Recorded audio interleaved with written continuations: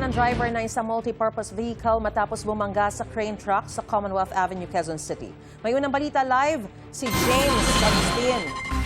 James, ano sanhin na aksidente?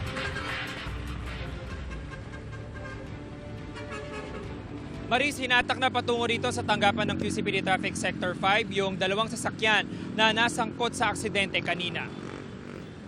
Wasak ang harapan, basag ang windshield at nayupi ang bubong ng isang multi-purpose vehicle matapos sumalpok sa likurang bahagi ng crane truck.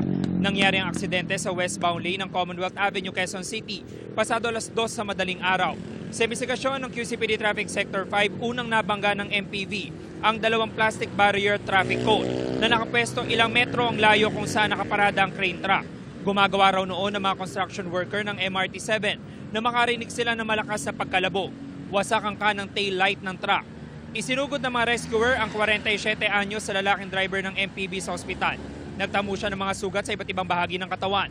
Ayon sa mga kaanak, inoobserbahan pa ang kalagayan ng driver na galing sa Rizal at pauwi na sa Santa Ana, Maynila nang mangyari ang aksidente. Patuloy ang investigasyon ng QCPD Traffic Sector 5. Samantala, Marisa, ngayon ay nagbibigay ng salaysay sa mga otoridad yung construction worker ng MRT-7 maging yung nakasaksi doon sa nangyaring aksidente. Sinusubukan pa natin na makuha yung panig ng kanilang safety officer. Yan ang unang balita mula rito sa Quezon City. James Agustin, GMA News.